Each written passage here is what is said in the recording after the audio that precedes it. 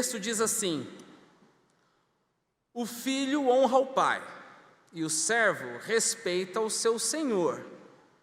Se eu sou o pai, onde está a minha honra? E se eu sou o Senhor, onde está o respeito para comigo? Eu, o Senhor dos exércitos, pergunto isso a vocês, sacerdotes que desprezam o meu nome. Mas vocês perguntam: como desprezamos o teu nome?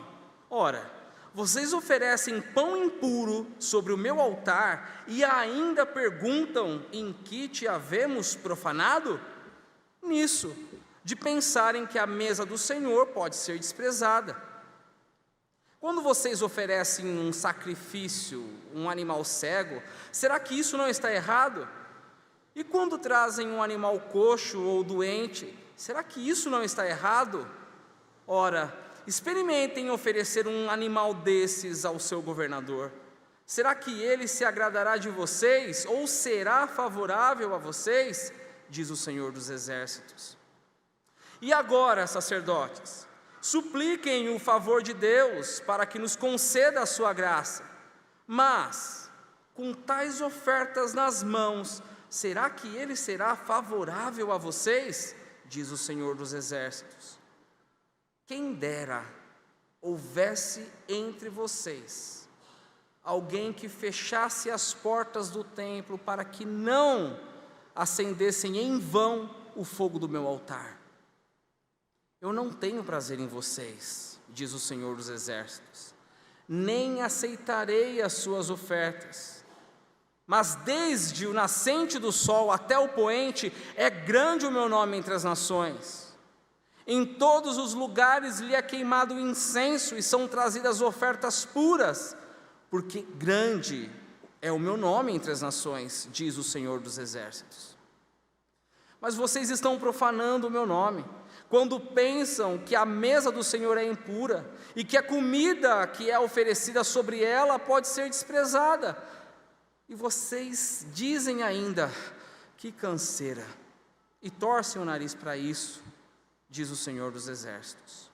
Oferecem animais roubados, coxos ou doentes. Vocês acham que eu vou aceitar isso? Diz o Senhor. Maldito seja o enganador que, tendo um animal sadio no rebanho, promete e oferece ao Senhor um defeituoso, porque eu sou grande rei, diz o Senhor dos exércitos, e o meu nome é terrível entre as nações. Até aqui a leitura da palavra de Deus. Vamos orar mais uma vez? Senhor, nosso Deus, nós agradecemos por hoje, por esse dia, primeiro dia do ano, em que nós podemos vir até aqui, a esse ponto de encontro, para oferecermos o nosso culto congregacional, o nosso culto público, e que o nosso culto congregacional seja a expressão do nosso culto devocional. Pedimos para que o Senhor nos reoriente pela sua palavra hoje, e que no final desse culto, que ainda temos momento de palavra, sacramento da ceia, oração, que o teu nome, somente o nome do Senhor dos exércitos, seja glorificado. Em nome de Jesus. Amém. Irmãos, na nossa Bíblia cristã, a maneira como os livros do Antigo Testamento são organizados, este é o último livro do Antigo Testamento.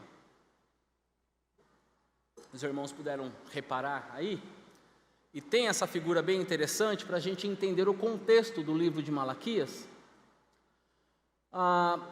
O exercício do ministério de Malaquias acontece mais ou menos 100 anos depois do fim do cativeiro babilônico, do fim do exílio. Depois que o exílio babilônico se acaba, o povo judeu volta a Jerusalém em 3 etapas. Numa primeira etapa com Zorobabel, depois numa segunda etapa com Esdras. Está vendo? O nome Esdras. Pode ser que eu confunda de novo, viu, meus irmãos? Normal. E a terceira leva com Neemias em 445 a.C. E aí vem o profeta Malaquias. Isso significa que Malaquias é contemporâneo de Esdras, Neemias. Malaquias escreve o seu livro depois já de Esdras ter escrito Crônicas e Neemias também ter escrito o seu livro, e também Esdras ter escrito o livro de Esdras. Então Malaquias pertence a esse período que vai mais ou menos do ano 430 a 420 antes de Cristo. E depois do profeta Malaquias, nós não temos mais nenhum registro inspirado pelo Espírito Santo. Depois de Malaquias, Deus não levanta mais nenhum outro profeta. E nós chamamos isso de silêncio profético. O que nós temos é Malaquias anunciando a vinda do Messias no capítulo 3. No capítulo 3, no verso 1, Malaquias anuncia não só a vinda do Messias, mas anuncia a vinda do mensageiro, aquele que prepararia o caminho do Senhor. Quando nós vamos para o Novo Testamento, nós percebemos que esse mensageiro é João Batista. E aí o texto ainda do capítulo 3, no verso 1, é anunciado aqui o mensageiro da aliança, que nós sabemos aqui que o mensageiro da aliança é o Messias, é o Senhor Jesus Cristo. Então Malaquias serve como ligação, como ponte entre o Antigo Testamento e o Novo Testamento. A maneira como o livro de Malaquias encerra ou se encerra, nos aponta, nos joga para a leitura de Mateus. É o livro que faz então essa ponte. Nos dias de Malaquias, como você pode reparar nessa imagem, o templo já tinha sido reconstruído e os muros da cidade de Jerusalém também estavam já levantados. Mas as coisas em Jerusalém não estavam bem, apesar do templo e dos muros de Jerusalém. Quando o povo saiu da Babilônia, 100 anos antes de Malaquias, mais ou menos, havia uma empolgação. O exílio acabou, então agora será o momento em que as profecias do Antigo Testamento vão se cumprir. As profecias de Isaías, de Jeremias, de Ezequiel, agora o templo vai ter agora o culto verdadeiro, agora o Messias vai estabelecer o seu reino, Israel vai tomar posse da sua terra novamente. Só que o tempo vai se passando e o povo vai se entristecendo porque o Messias não aparece, o povo vai se esfriando e vai se permitindo numa situação de descaso e de completa indiferença para com Deus. E meus irmãos, eu trago essa informação, não precisa voltar ao slide, mas essa informação de contexto pode nos dar a cara de escola dominical, mas é importante a gente entender o contexto, para que a gente entenda a mensagem do profeta Malaquias. Aliás, para entendermos de fato as mensagens dos profetas, a gente precisa sim ter em mente o autor que escreveu e as datas. Quando nós falamos, olha, isso aconteceu antes do exílio, ou isso aconteceu depois do exílio, nós não estamos apenas jogando informação para os irmãos. Mas dependendo da data, você vai perceber, quando você faz a leitura do texto bíblico, que o foco do profeta muda. Os profetas que exerceram seu ministério antes do exílio são usados por Deus para acusar a idolatria do povo para com Deus. Então, note isso. Antes do exílio, pecado característico do povo de Deus, idolatria. Depois do exílio você não encontra mais esse problema, porque o exílio parece que curou o povo judeu. Até hoje você encontra pecados entre os judeus, mas você não encontra no judeu idolatria. Antes do exílio, sim. Depois do exílio, não. O que você encontra presente no povo de Deus depois do exílio? Indiferença, descaso, religiosidade. Inclusive é um pecado que se destaca nos dias de Jesus. O povo apenas cumprindo o seu dever, apenas cumprindo a sua obrigação de ir ao templo e de oferecer ali sacrifício. Então, nesse contexto de religiosidade, de descaso para com Deus, o Senhor levanta o profeta Malaquias para confrontar não somente o povo, mas também os sacerdotes. E tendo, meus irmãos, esse pano de fundo, esse contexto, eu gostaria de destacar com os irmãos e as irmãs apenas algumas partes desse texto que nós lemos. Eu quero que você me acompanhe na leitura dos versos 6 e 7, quando a palavra diz assim: o filho honra o pai, e o servo respeita o seu senhor. Se eu sou o pai, onde está a minha honra? E se eu sou o Senhor, onde está o respeito para comigo? Eu, o Senhor dos exércitos, pergunto isso a vocês, sacerdotes que desprezam o meu nome. Mas vocês perguntam: como desprezamos o teu nome?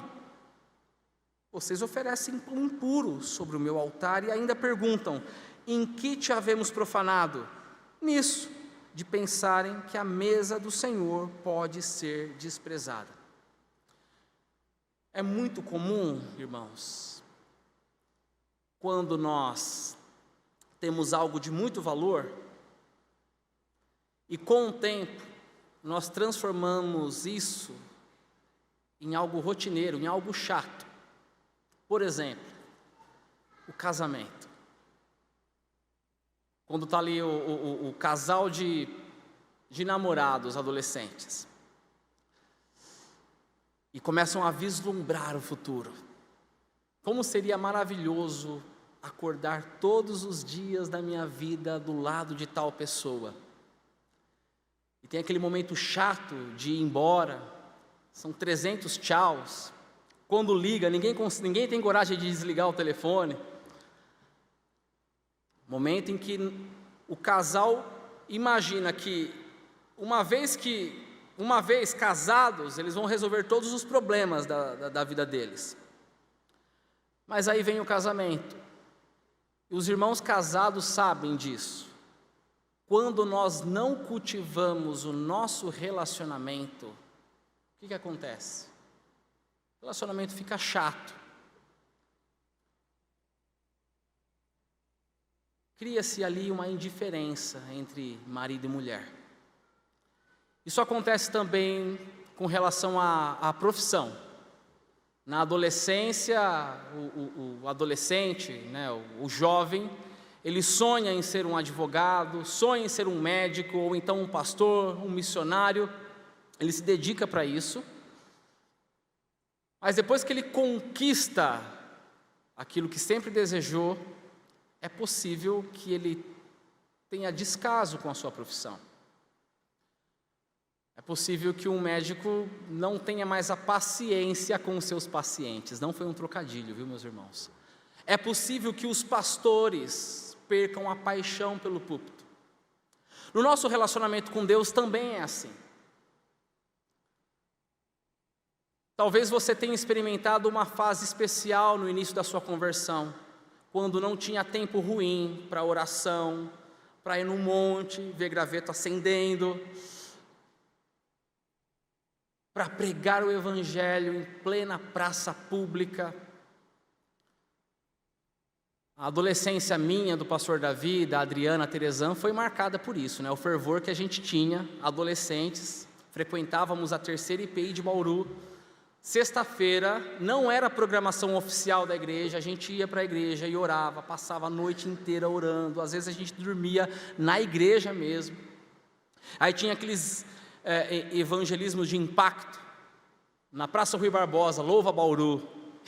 Davi ia lá, com seu violão, ou então alguns com carrom, percussão, e a galera ficava cantando ali, fazendo evangelismo de rua.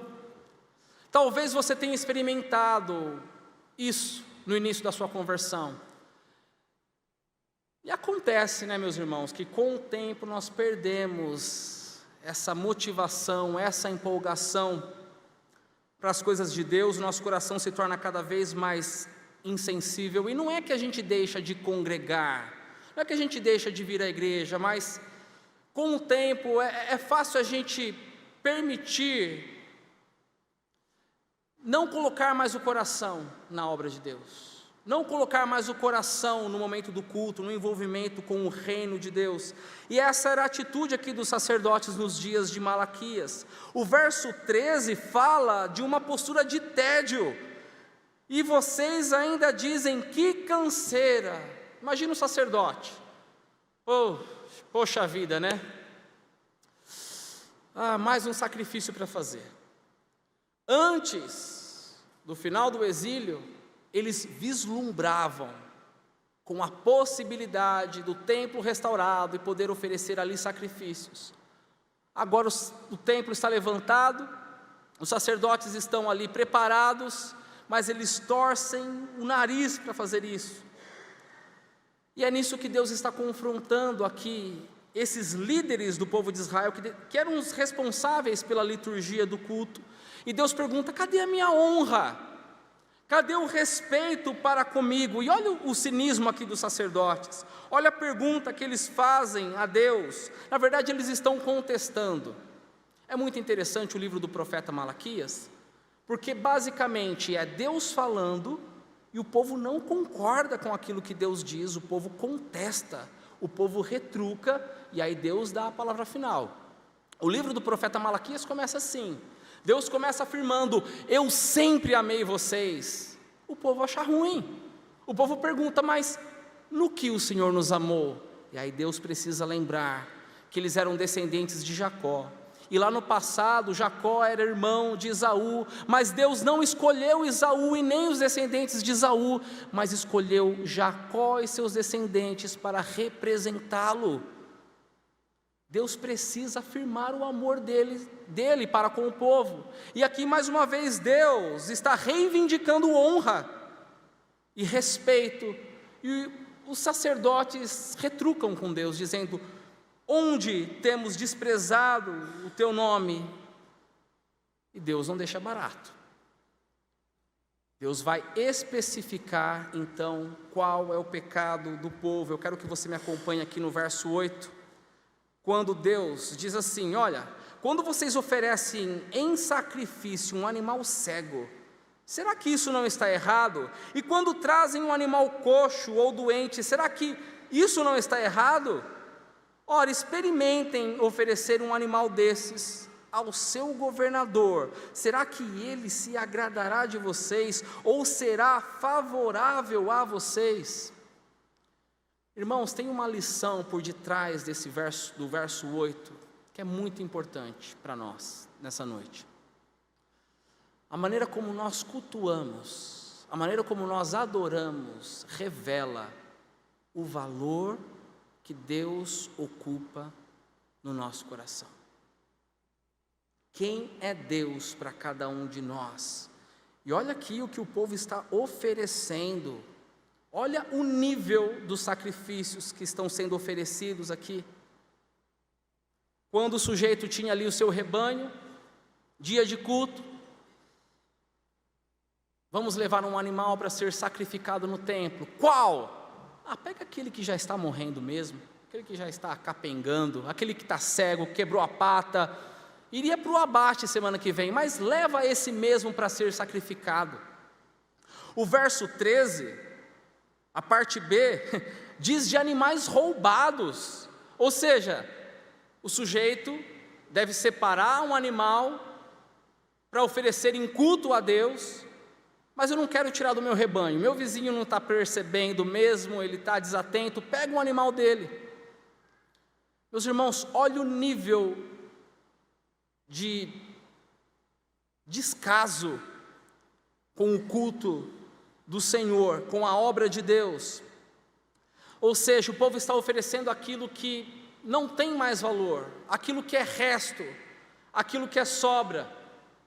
Sabe quando o casal está fazendo faxina em casa, e de repente aparece ali algum objeto, e aí um diz para o outro: o que a gente faz com isso, bem? Joga no lixo? Não, leva para a igreja, talvez eles estejam precisando. Ou então quando tem alguma campanha missionária, vamos ajudar o missionário Paulo Brito a cavar poços na Tanzânia. Aí o sujeito diz, olha, comprei tudo que eu queria no mês. Comprei o tênis que eu queria, mas sobrou um trocado aqui. Tem um troco aqui. Vamos dar para missões. É só colocar 1 centavo, né? Para que o Bolini possa identificar no final do mês. Irmãos, isso não é oferta. Isso é esmola. E sabe que a gente tem uma atitude dessa, igual dos nossos irmãos lá do Antigo Testamento, não só com coisas materiais, não só com objetos, mas também com o nosso tempo. Vai ter uma programação na igreja, ou então vai ter culto, reunião de liderança dos pequenos pensantes, ou da equipe de louvor, ou do coral, seja lá o que for, dos professores do John Knox. Você vai?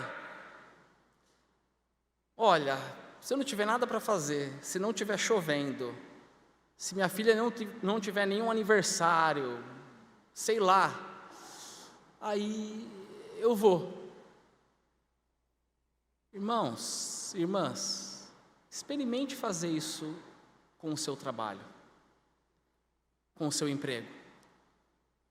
Este é o tom do que Deus diz aqui no verso 8. Experimente entregar um sacrifício desse ao seu governador. Você acha que ele vai se agradar da tua oferta? E é interessante, meus irmãos, quando nós percebemos que o maior mandamento da Escritura, amar a Deus acima de todas as coisas, não faz mais sentido para nós. Nosso coração já se tornou insensível. E a gente vem à igreja, mas nem sempre porque nós queremos adorar ao Senhor de fato. Nem sempre o nosso sacrifício é a expressão da nossa adoração a Deus. Tem mais a ver com o fulano que a gente quer trocar papo, bater papo depois do culto. Tem mais a ver daquilo que nós vamos fazer depois que o culto termina. Onde nós vamos comer onde? Mas não tem mais a ver com aquela atitude de vir à igreja, no culto congregacional, pensando, hoje quero entregar o meu melhor presente a Deus, juntamente com os meus irmãos. Já não é mais aquela expressão de verdadeira adoração, mas aquela atitude, bom, já que todo mundo vai para a igreja no domingo à noite, ou no domingo de manhã, eu também vou. Pergunta que fica para nós é, será que Deus precisa disso?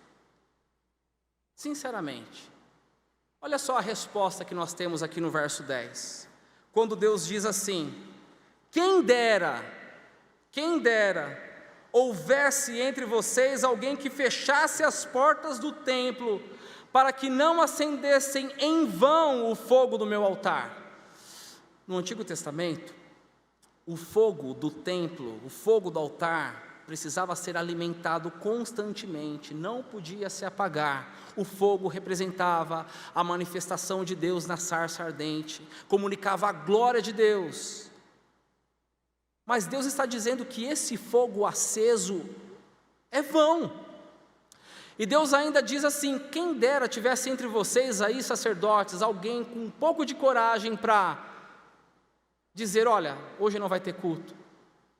Vamos fechar as portas, quem dera não tivesse culto, era melhor não ter culto do que oferecer um culto desse, um culto falso. E eu sei que hoje, antes de vir à igreja, você se preparou, você tomou o seu banho, você se trocou, mas em algum momento, você se perguntou se Deus aceitaria o seu culto nessa noite?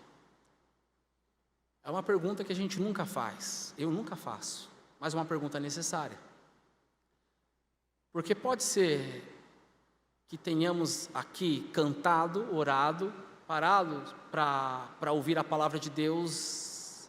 Imagina se Deus do céu dissesse, olha, eu não me agrado de vocês. Eu não me agrado, eu não tenho prazer quando você canta, quando você ora. a maneira como você expressa o seu culto. Eu sei que é pesado, meus irmãos, mas é isso que Deus diz para aqueles judeus nos dias de Malaquias, o que deve ter causado uma grande estranheza naquele povo.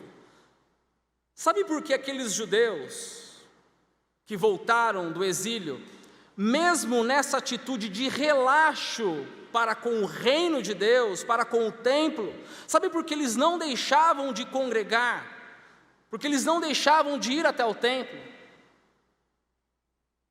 Porque no fundo, eles achavam que se eles deixassem de frequentar e de contribuir, Deus não seria mais lembrado. Porque eles eram os judeus, escolhidos por Deus para representar o nome de Deus diante das nações. Olha que absurdo, seres humanos pensando que o Deus Todo-Poderoso precisa de seres humanos para cumprir a sua obra. E trazendo aqui para o nosso contexto, para a primeira IPI de Bauru, às vezes nós também pensamos que temos um padrão VIP, preferência no atender de Deus, a preferência no relacionamento com Deus. Porque aqui nós somos uma igreja reformada, uma igreja que preza pela palavra, uma igreja séria, que investe em missões. Enquanto por aí você encontra várias, entre aspas, igrejinhas neopentecostais, que nós julgamos não ser sérias, e se nós não frequentarmos o culto e não contribuirmos, o que será do reino de Deus na cidade de Bauru? Deus não precisa de nós. Deus não precisa que você frequente a primeira IPI de Bauru de qualquer maneira. Deus não precisa entrar no nosso esquema. Deus é Deus. Enquanto esse povo se achava, olha só a resposta que Deus diz aqui, o verso 11: mas desde o nascente do sol até o poente, é grande o meu nome entre as nações, em todos os lugares lhe é queimado o incenso, e são trazidas ofertas puras, porque grande é o meu nome entre as nações. Os estudiosos acreditam que, quando os judeus voltam do exílio, nem todos retornam a Jerusalém. Alguns ficam espalhados mundo afora, alguns no Egito, alguns na Babilônia, alguns na Pérsia. E o que Deus está dizendo é que, mesmo de forma limitada, porque eles estavam distantes do templo, eles ofereciam um culto verdadeiro ao Senhor. Então os judeus de Jerusalém não eram a última bolacha do pacote, mas em todo lugar Deus reserva aqueles que adoram ao Senhor. Meus irmãos, muitas vezes nós nos esquecemos que estamos diante do grande Rei, que não precisa de nós ou do nosso esforço para que o seu nome seja divulgado em toda a terra. O problema é que há em nossos dias, assim como acontecia também nos dias do profeta Malaquias, um conhecimento pequeno acerca de Deus, conhecimento até mesmo distorcido. E o pior é que, mesmo diante dessa situação, nós não nos esforçamos em conhecer a Deus como Ele se revela na sua palavra. Quando nós olhamos aqui nesse texto, do verso 6 ao verso 14, os irmãos repararam quantas vezes se repetem aqui o título, o Senhor dos Exércitos? Deus está se revelando aqui. Assim diz o Senhor dos Exércitos. Exércitos aqui não tem nada a ver com soldados humanos. Exércitos são exércitos celestiais. O exército de anjos, o que comunica a majestade de Deus, o que comunica a glória de Deus. Este, como diz aqui o verso 14, é o grande Rei. O nosso Deus não é um velhinho de cabelo branco, tipo Papai Noel, que só serve para atender os nossos pedidos, que muitas vezes são pedidos de criança mimada. Não é aquele velhinho que passa a mão na sua cabeça quando você erra e quando você peca, dizendo: olha, não foi nada, viu, deixa quieto. Não, nós adoramos o Rei dos Reis, nós adoramos o Senhor dos Exércitos.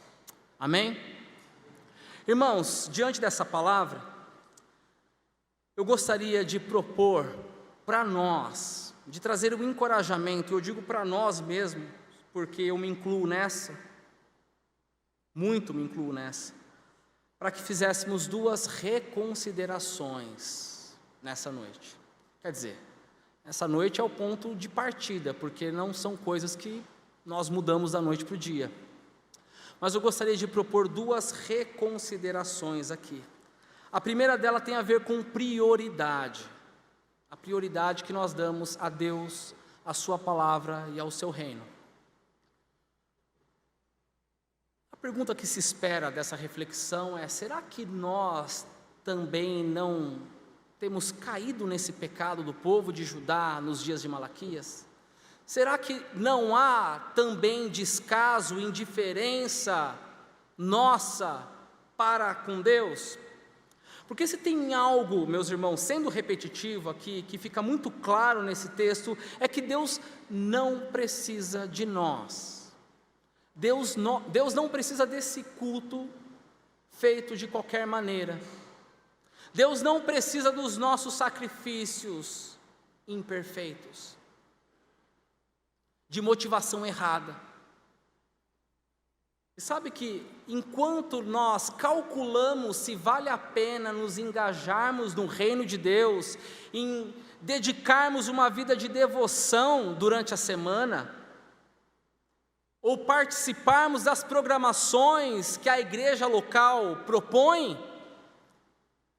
enquanto nós medimos se isso vale a pena ou não, saiba que tem irmãos nossos nesse exato momento correndo risco de vida para ouvir a mensagem do Evangelho.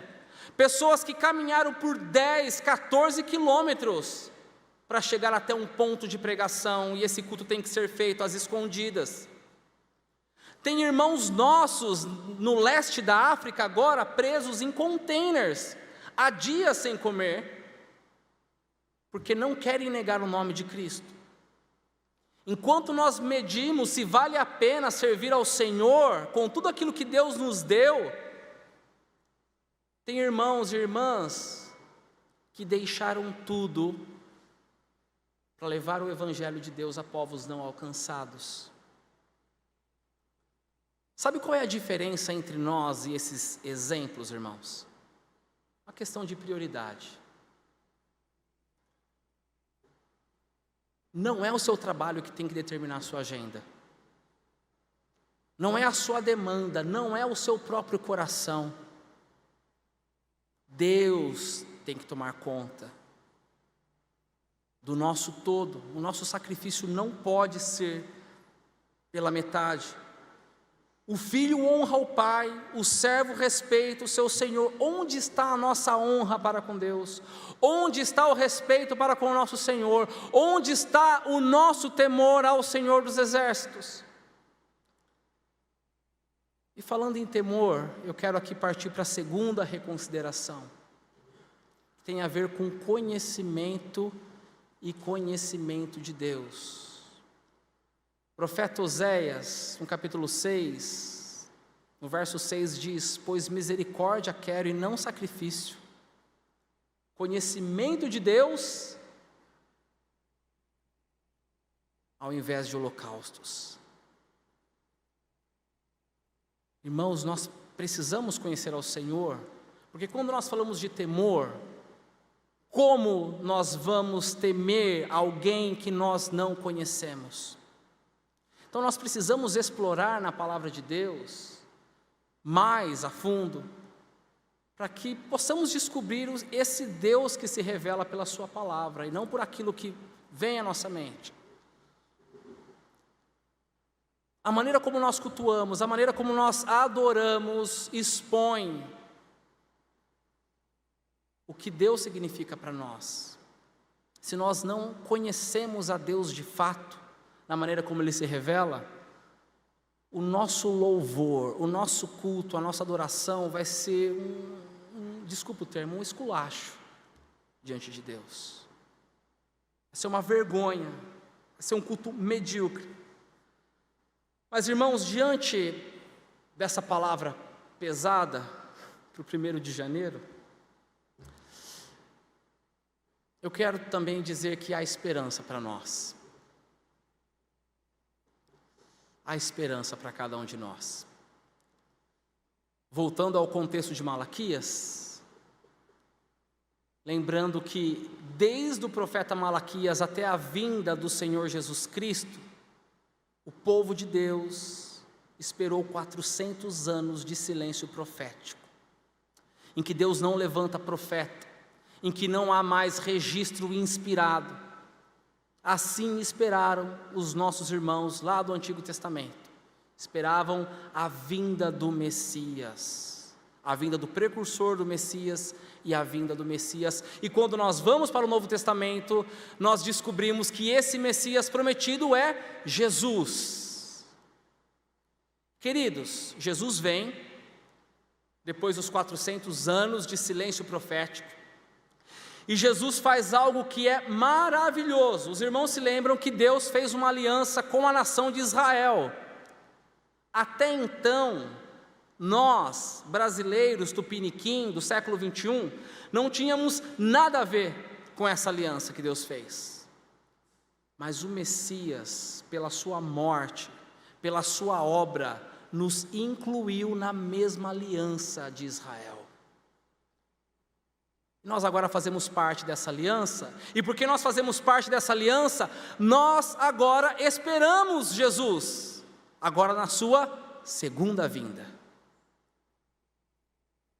Sabe qual é a diferença entre nós que aguardamos a segunda vinda e os nossos irmãos que aguardavam a primeira vinda? É que nós esperamos também, mas não mais em silêncio. Porque o Senhor Jesus Cristo, nosso Messias, cumpriu a sua obra, voltou ao Pai. O Pai e o Filho enviaram o Consolador, o Espírito Santo. E conforme disse o próprio Senhor Jesus Cristo, o Espírito Santo veio para nos guiar em toda a verdade. Nós não conseguimos, por nossa própria força, priorizar a Deus, amar a Deus acima de todas as coisas, mas o Espírito Santo pode nos ajudar.